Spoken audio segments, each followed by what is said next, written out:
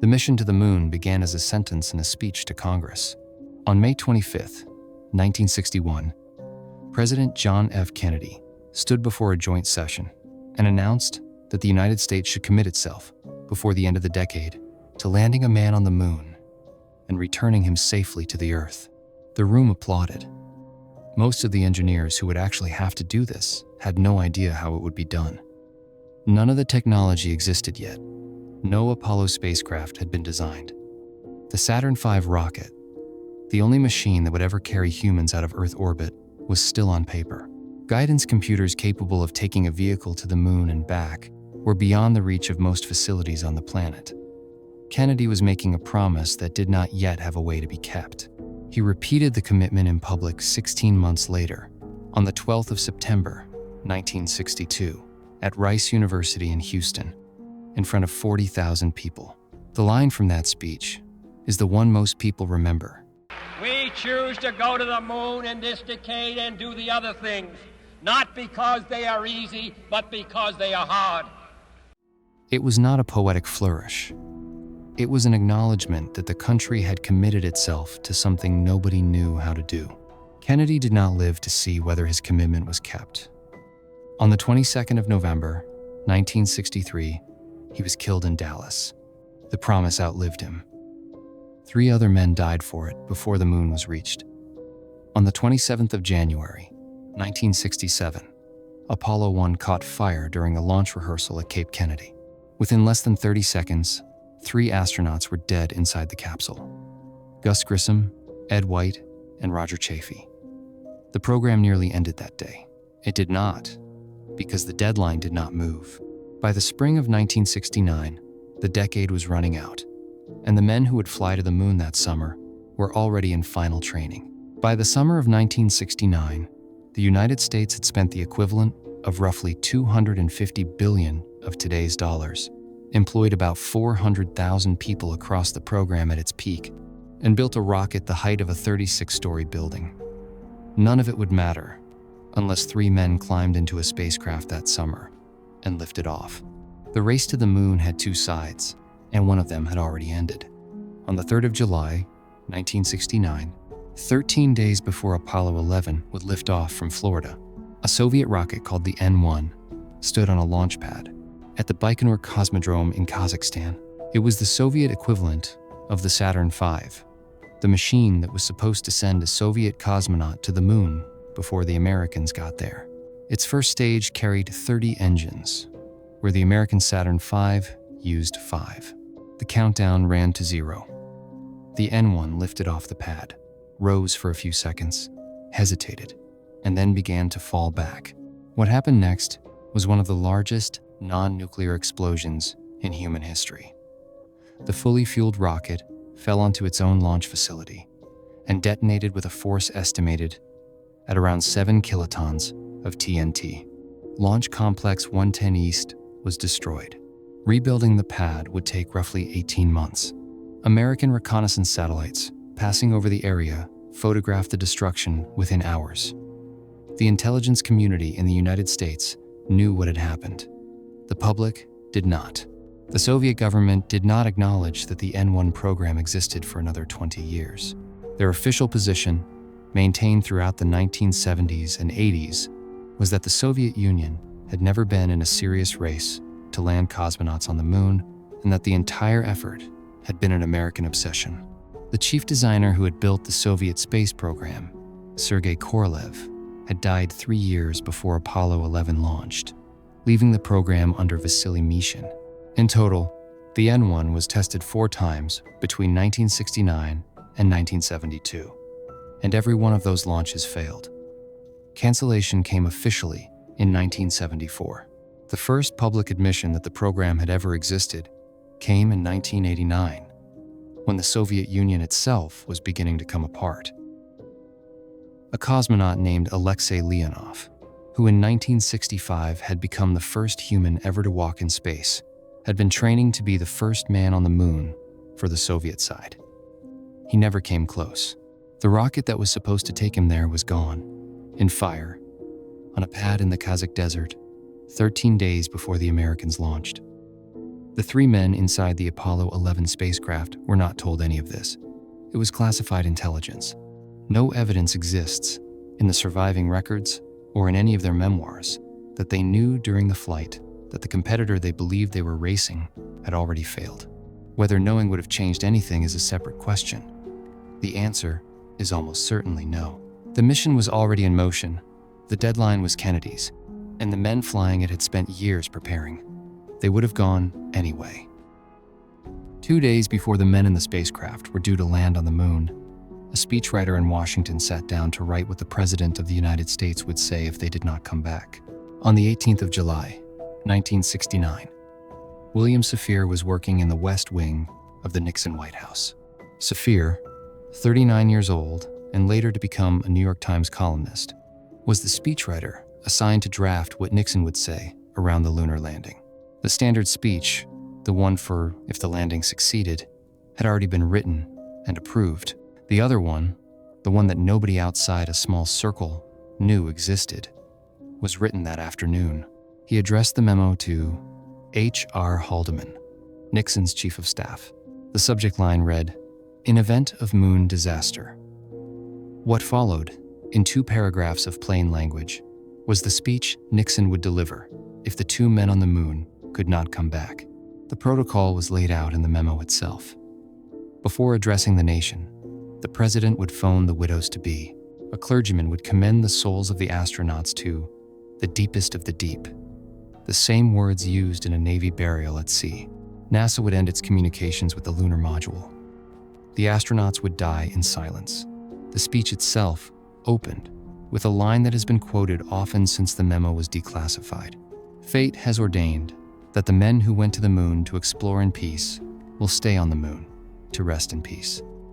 These brave men, Neil Armstrong and Edwin Aldrin, know that there is no hope for their recovery, but they also know that there is hope for mankind in their sacrifice. The speech went on for several more paragraphs. Other explorers, it said, would follow them to the moon and find their way home. But these 2 would be the first to die in space, mourned by a Mother Earth that dared send 2 of her sons into the unknown. The document sat in White House files for 30 years. It was declassified in 1999, found among Saphir's papers at the National Archives, and published widely shortly afterward. Almost nobody alive in 1969 knew that it existed. The men in the spacecraft did not know either. NASA did not tell them, the White House did not tell them, and there was no reason to. They had a job to do. The speech was for the version of the story in which they could not do it. The hardest part of the mission was the last 12 minutes. On the 20th of July, 1969, the lunar module Eagle separated from the command module Columbia, and Michael Collins, alone in orbit, watched his crewmates begin their descent.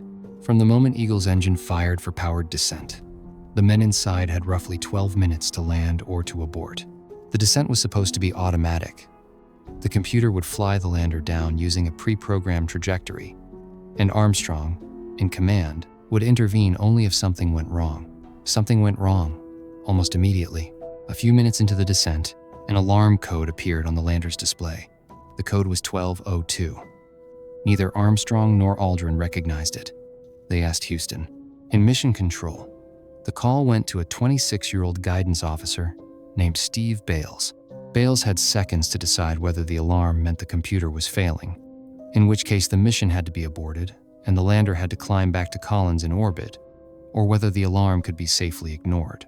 He turned to a backroom engineer named Jack Garman, who was 24, and who had memorized every alarm code the computer could produce. The software that had triggered the alarm had been designed by a team led by Margaret Hamilton at MIT. Garman recognized this code. The computer was being asked to do more work than it could handle, but it had been designed to drop the lower priority tasks and keep flying. It would not fail. Bales made the call. Capcom Charlie Duke radioed up to the Eagle. The word was, "Go." Another alarm appeared on the display. The code this time was 1201. Bales called go again. At 500 feet above the surface, with the moon visible through the small windows of the lander, Armstrong saw what the automatic system was steering them toward.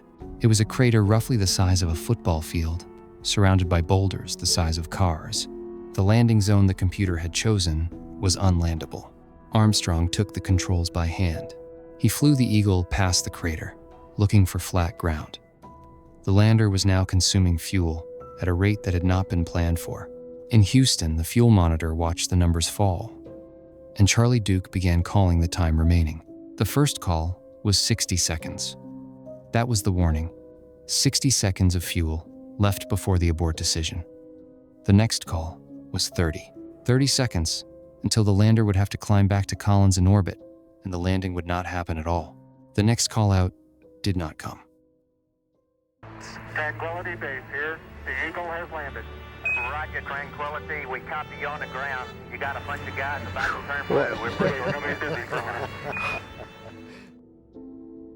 Somewhere between 17 and 25 seconds of fuel remained in the descent tanks, depending on which post-flight analysis you trust. The hardest part of the mission was over. The next hardest part was still ahead. The engine they needed to leave the moon had been built to be simple, which was the only thing keeping it reliable. Eagle had landed on the surface at 17 minutes past 4 Eastern Time on the 20th of July. For the next 21 hours and 36 minutes, the lander sat on the Sea of Tranquility. Armstrong and Aldrin walked outside it for 2 hours and 31 minutes, planted a flag, collected 47 pounds of moon rocks and dust, and climbed back inside. They ate, slept poorly in their suits, and waited for the moment the upper half of Eagle would have to lift off again. That upper half was called the ascent stage. It carried one engine, and the engine produced 3,500 pounds of thrust. The propellants were hypergolic, meaning they would ignite on contact with each other without any external spark, which is the closest thing to guaranteed combustion that chemistry allows. The engine had been designed to be as simple as possible, with few moving parts, because it had no backup. There was no spare. NASA had no rescue mission. If the engine did not fire, Armstrong and Aldrin would die on the lunar surface, and Michael Collins would return to Earth alone.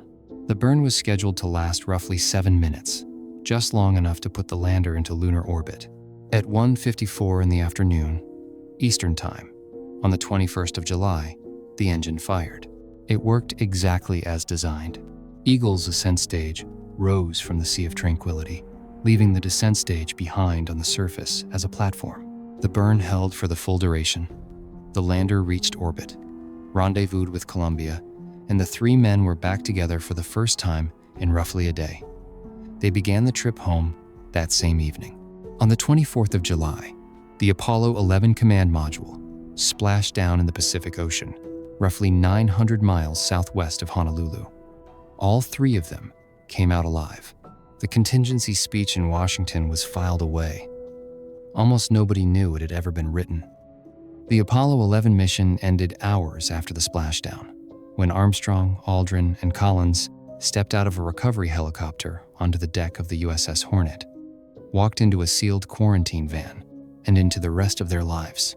5 more Apollo landings followed, the last of them in December of 1972. Nobody has walked on the surface of the moon since.